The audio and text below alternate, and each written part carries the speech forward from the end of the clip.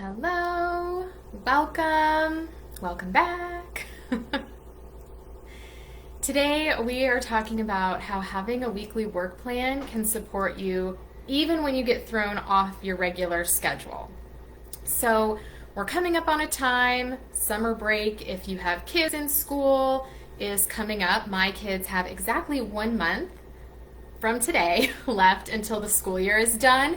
And so I think for a lot of us, this is really top of mind. Like, yeah, having a routine, having a weekly plan is great, but what about when things are not quote unquote normal, right? Our kids are home or we're getting ready to take a vacation. So today I'm sharing with you why it's so valuable to have a weekly work plan in the first place, some simple steps to create a plan of your own, and how you can adjust it for your non-typical weeks, aka summertime.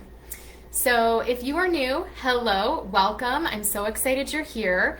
My name is Jenna of Jaylene Virtual Solutions, and I help you to spend less time on the must-dos and create more time for joy through simple systems and rhythms, both for your home and your business. Now, for me, the ultimate rhythm is having this regular, repeatable flow to your days and your weeks. And today I'm going to be kind of focusing on the business side, but this is a concept you can put into place for both your home and your business. And really, the business flow kind of fits within the bigger flow of your whole day, right? So it's one chunk of your day, and then the home and family pieces are the additional parts that make up that time. So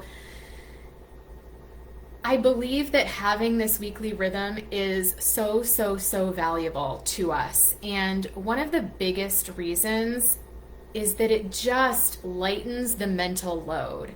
And this is something that I've been thinking about and talking with people about a lot lately, and really realizing it is at the foundation of why I do what I do.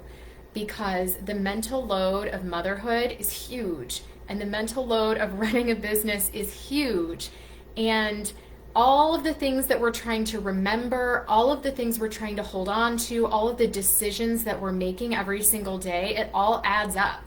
And at some point, we run out of mental energy, right? There just isn't any more space in there. That's when you start walking into a room and not knowing why you're there. Or, one of the things that I notice when I'm a little bit overloaded is just like making really simple decisions. I cannot make a decision, right? Like we've all felt that. And so I believe that having some structure creates freedom, and that the systems you put in place serve as a support structure. And it's not just supporting your business, it's not just supporting your home, but it's for you.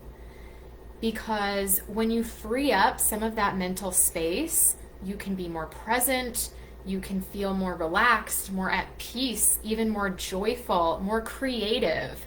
All these things that we want to feel, that sometimes we just get so clogged up that those things are not really as available to us. And I feel like I could talk about a weekly rhythm and a weekly work plan like all day long, because it's really the container that holds our other systems and routines. So, for example, I have a weekly process around providing podcast support for some of my virtual assistant clients. And I have a process that I follow and a timeline that I follow for providing those services. And that is one piece of what I put into my weekly rhythm, right? Does that make sense? So you can have these smaller processes that are under the canopy of your weekly work plan. You can have processes in your home, like the way you handle laundry, the way you handle cleaning or meal planning, that fit under the bigger umbrella of just a week of living in your home, right? So it gives our other processes a place to live. And some of the things that I've noticed, if there isn't a plan for your week, kind of like a normal rhythm, a normal schedule, there are some things that might come up. We talked about just that mental overload of trying to remember everything and keep track of things, right? You also don't know where your empty time is. So if an appointment comes up that needs to be scheduled, or you want to get together with a friend, it might not be really clear to you how much time you have available and when it is. When you have a weekly flow, it's pretty easy to say, okay, like Friday afternoons are usually pretty light for me, or Thursday mornings, or whatever the case may be. It makes it a little bit easier to make those decisions when you have other things to fit in. And having empty time is an essential part of your weekly rhythm. Having blank space, having flexibility in that plan. And then the other big thing, going back to the mental side again, is that if you don't have a weekly plan, you're going to feel more stressed about not getting everything done, not having enough time, not knowing what the priority things are. And so I really believe that having a weekly rhythm supports you in all of these areas and just makes it easier to flow through your week with the trust that you have a plan to make sure that all the most important things get done. Our to-do lists will never end, right? But when we have space set aside for the things that are most important to us and know that those are going to happen, it takes a huge load off, right? So the other thing that I want to say about your weekly rhythm is that it supports you even when you're not having a normal week. So maybe your kids are off of school, or maybe they're homesick, maybe you're sick, maybe you're taking some time off. And I am talking about that specifically next week in the pre-vacation prep plan workshop. So if you haven't signed up for that, please come join me. I'll share a little more about that in a little bit. But when you know what is usually happening for you throughout the week, it's easier to make adjustments. You're more clear on what needs to be done at a certain time, what tasks are more flexible, what can wait. You know where that flex time is, and it makes it easier to shift a few things instead of feeling like my whole day or my whole week is blown, because those are two very different feelings. The feeling of, oh, everything's falling apart versus, okay, I need to make some changes, but I've got this, right? Just like imagine the difference between those two responses when something unexpected comes up, or even something you've planned for that's just outside your normal routine. And it's really like any other system. So when you have a clear process in place, you're not reinventing the wheel every time. This can be true of your content plan, of your client onboarding system, of your meal planning system, whatever it is. You don't have to start from scratch every time. Instead, you can make small adjustments to improve it or change things as you go. And I used to talk to clients about this a lot when I was building funnels as my main offer. Because when you have all the tech and all the automations in place for a new freebie or whatever the case may be, and you want to improve the performance of that funnel, you're not going to scrap it all and start over because you want to see one of your statistics go up, right? You're going to choose one variable to change and see what happens. Then you're going to find another thing to experiment with piece by piece, and you're going to make small changes over time to make noticeable improvements over time. And the same is true of your systems and of your weekly plan. So now that I'm sure you are like, yes, I want my weekly plan, I'm ready to go. I've got some steps for you to start creating your own weekly work plan and your own flow. So the first thing that you need to do is get clear on what time is available for what type of tasks. So determine how much time you're planning to work each week, and then you're going to divide it up among the 4 essential work blocks. I did a live on this last week. I believe it's going to be up on the blog also today or tomorrow. But those 4 blocks are your client work, the marketing and sales for your business, your own admin, and then CEO time, which is kind of your big picture vision, goal setting sort of time, right? I think that we should be spending time on all four of these every week. And so you'll want to go through and kind of figure out how much of your time is going to be devoted to each of those four blocks. It's not going to be even. That's fine. It's up to you to decide where you need and want to put your time. And then you're going to look at the overall flow of your week. If you want a visual for this, I have a free template if you use Trello or if you have been looking for a project management tool. I love Trello. It's very visual. I think it's really easy for people to get started with, and the free plan is really all that you need. I have a template for this. You can download it at jlanevirtual.com/Trello dashboard template or at the link in my bio.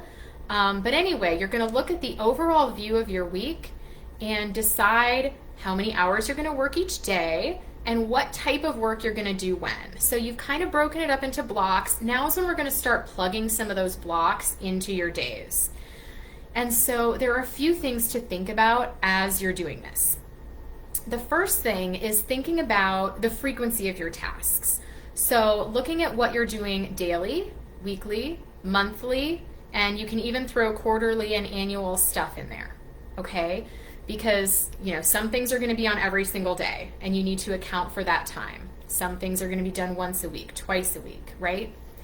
Then you're going to think about time-sensitive tasks versus tasks that have more flexible timelines. So one of the things that I provide for some of my virtual assistant clients is uploading replays of coaching calls, workshops, things like that. So those are pretty time sensitive. They need to be done pretty soon after the call or the workshop has happened. We're not going to wait a week to post the replay because people are going to want to see it. So those are things that I plug into my schedule first. Those are also just some of the things I do first thing in the morning because I know they need to be done and they're pretty quick and easy, right? And then there are things with more flexible timelines. Like maybe I have a client whose podcast publishes on Thursday morning. I have, basically a week to get that work done as long as it's out on Thursday morning. So you'll have those kind of things in your own business as well. Maybe you have calls with coaching clients or calls with a group that you run at certain times each week. You're going to want to plug those in first and then build around them. Maybe build some of your own content creation in around that has more flexible timelines, okay? And then the third tip with starting to plug tasks in is to try batching some of your work. I love batching. It helps us to be more efficient. It allows your brain to stay focused on the same type of task instead of having to switch gears.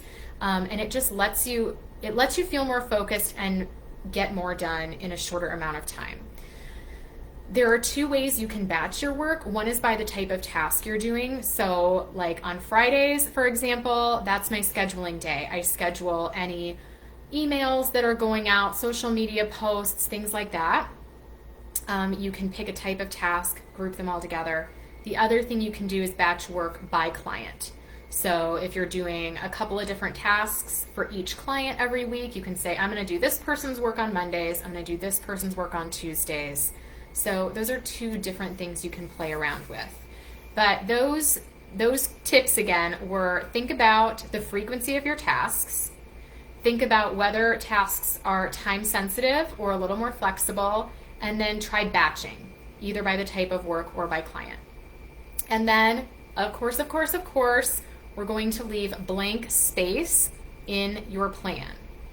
We all tend to think that we can accomplish more in a certain amount of time than we probably actually can. And we also know that even though you have a plan, there are going to be things that come up. There are going to be new appointments or client requests or messages you need to respond to.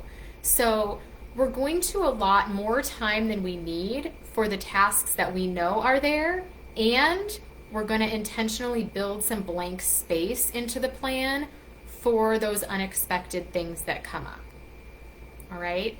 And then finally, I want you to put your plan in a safe place, a place where it's easy for you to see it and access it. It's easy for you to make adjustments and kind of duplicate it from week to week. Again, I love Trello for this. I will put the link in the comments.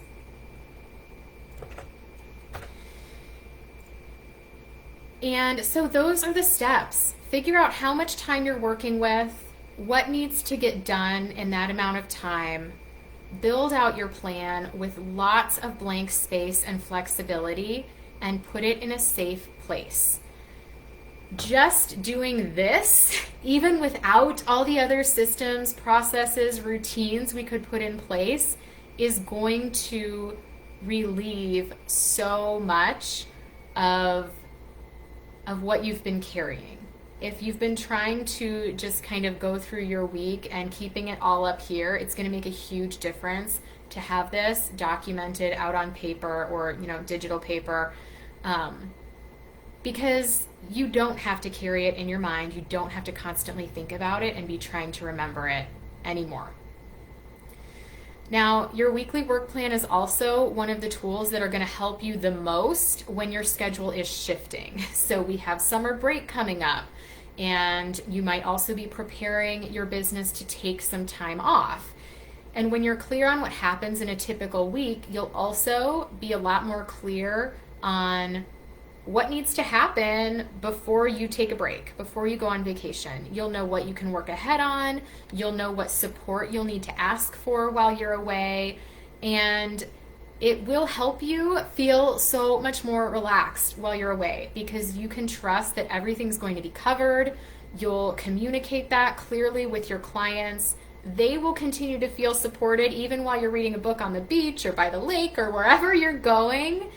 And you can actually unplug and relax. And that is what I want for all of us this summer, is to go on a vacation that feels like a vacation, to have permission to turn off your work brain and just enjoy that time away.